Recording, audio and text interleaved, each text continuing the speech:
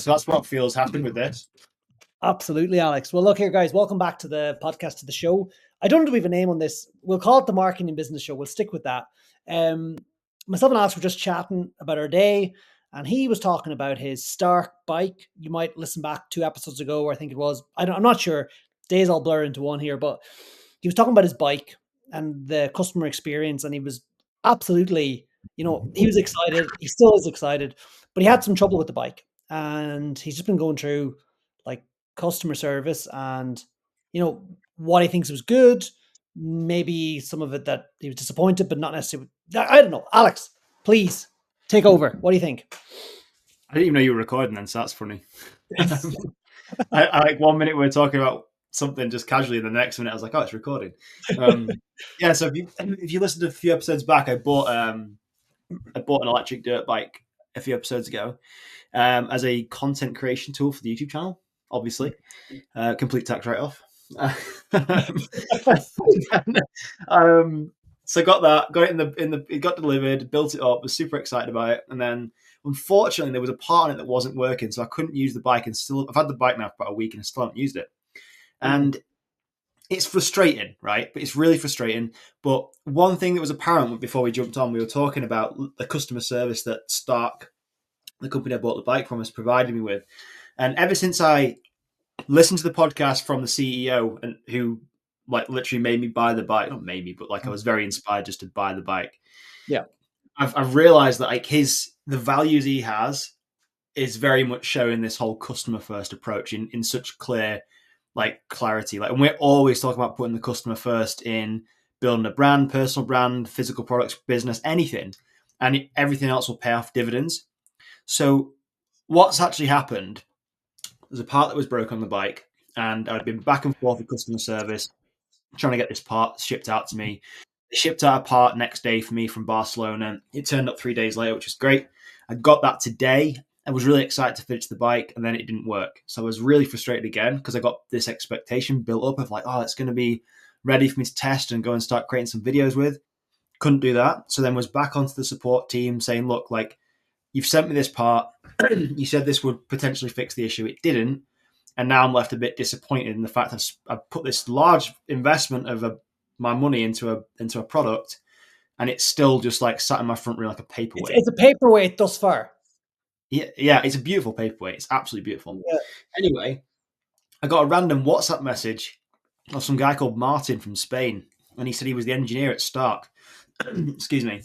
And he reached out because he knew I had a problem with my bike, which was amazing. And he remotely connected to my bike and diagnosed the problem straight away and actually shipped out the correct part that I needed, which I thought was amazing. And although I had all this mishap with them, sending the wrong part out and me being excited and then let down, I think my actual enthusiasm and my trust in the company has been like regained.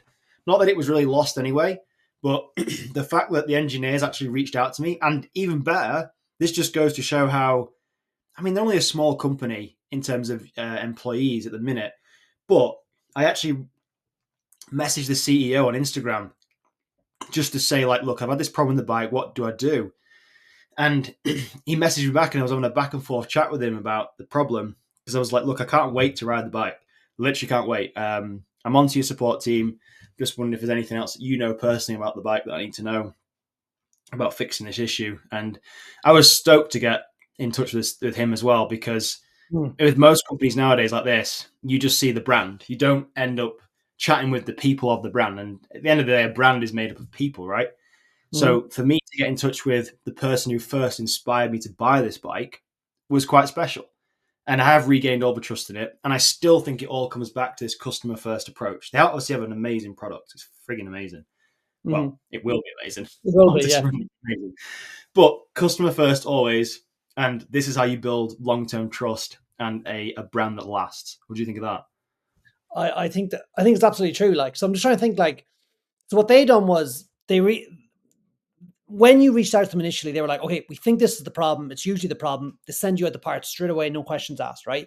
Fit it, you should be in business, right?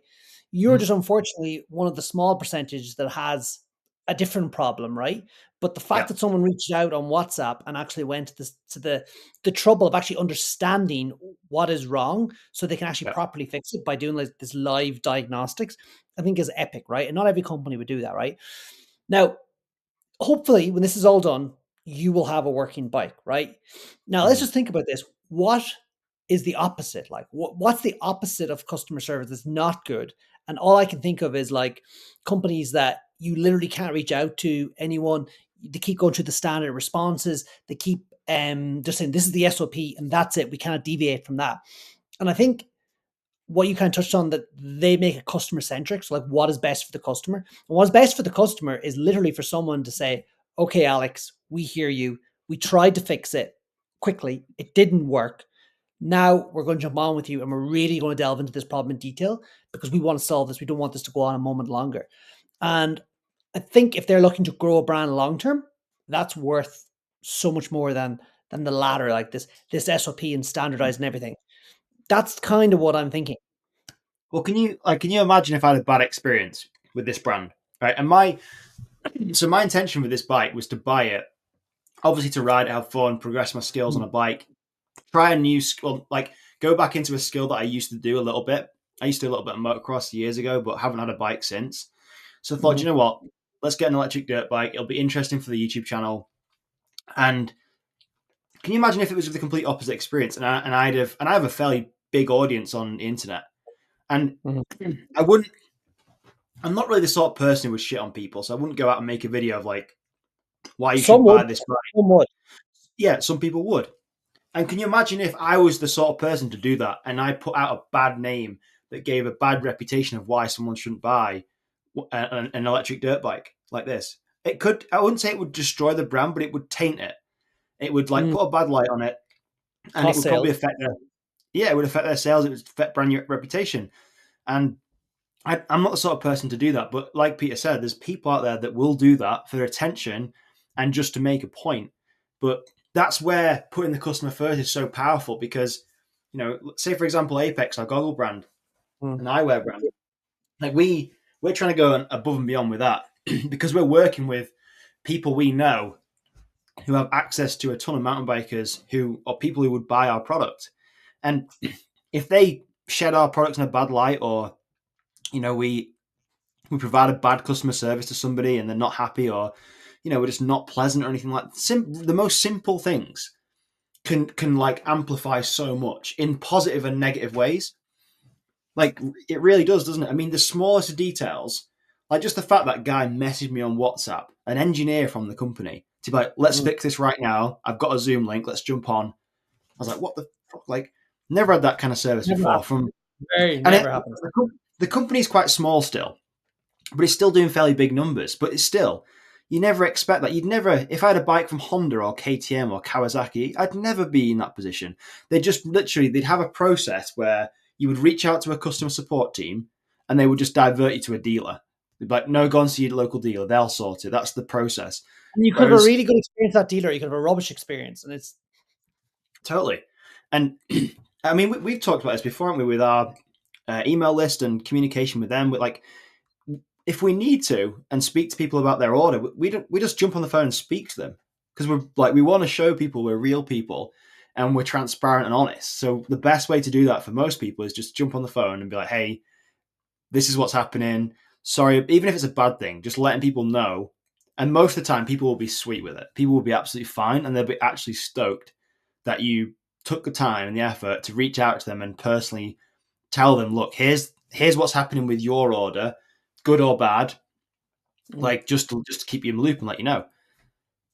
100%, 100%. It's actually it's getting me thinking actually about one of our orders today, Alex. And I didn't get a chance to say this to you. So there was an order we're selling the goggles, right? And we're selling them US, UK primarily, right? But we're doing some Europe as well, right? We have had some orders come through from Canada. Um, well, we've had one, right? We could have more, but we haven't really pushed it there at all, right?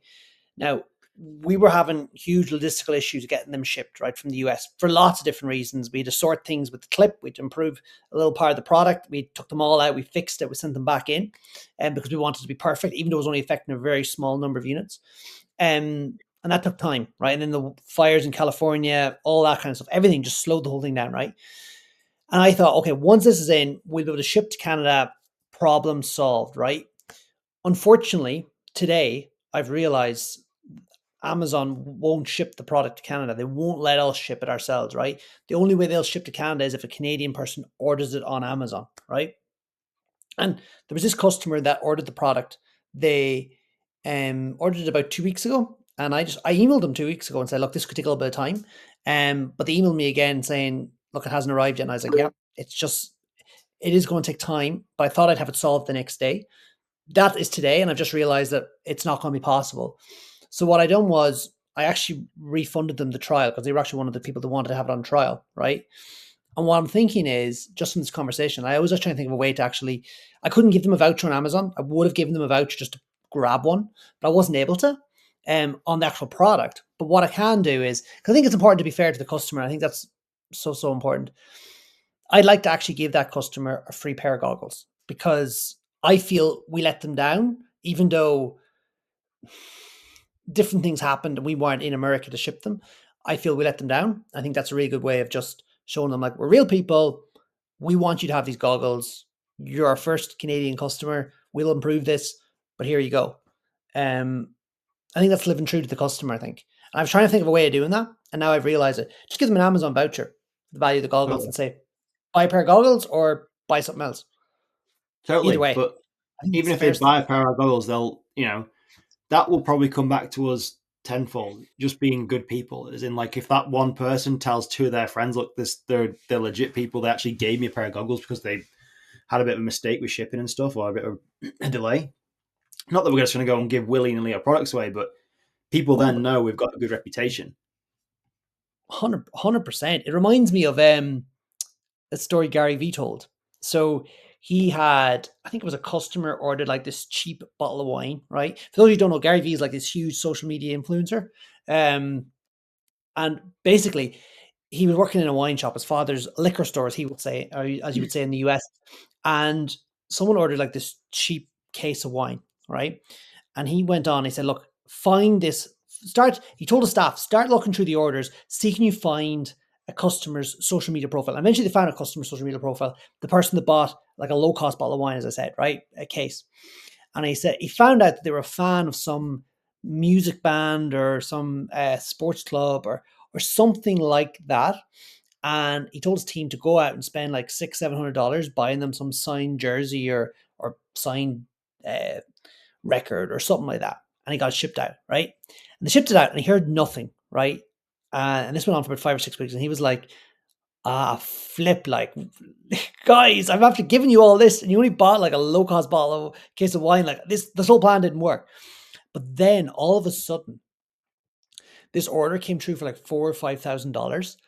And the person left a comment and it basically said like, hi, I'm friends with so-and-so. He just raved about your company for so much. And I didn't even need this wine, but I felt like I just had to buy it off you guys. And I bought all this wine. By the way, I'm a fan of whatever. And literally, that just shows you like just putting out this goodwill energy. And maybe it won't work. Everyone won't respond directly to it there and then. But I guarantee you do enough of that, it'll definitely like come back and help your brand, help your business. And I think help your life. Like I think if you just do that in your life in every single interaction, if you try and put out good energy and good vibes, and I'm not getting all like hippie on you, but like literally just be positive and do good things. Yeah. Amazing what happens. I don't know, it's just like you just don't see the bad things. Maybe that's it. Or you just like, one person looks out of prison bars to see a night sky, another person sees the prison bars. Do you know what I'm saying? Like it's all up here and we just need to do positive action. So that's what I'm going to do with our customer. And I think that hopefully will be a positive thing for them. And whatever happens, at least they have some sort of positive thought from us, and like, because they're not expecting that. Likewise with the bike Alex bought, it's like, he's going to now, like, yes, he's had some trouble, but when the bike is working, when it's up and running, when he's using it, he won't even remember this in a negative light. He'll remember that I had a problem and Stark looked after me, right? And if I ever went to Oxford, I want to buy a motocross bike, which I probably won't. Like, I'm more of a quad man myself. Probably a Honda Quad, actually. But anyway, if I ever did, he'd be like, "You have to buy this company," and he'd actually probably nearly email the CEO and say, "This fella, I recommend him. He'd buy him one or whatever."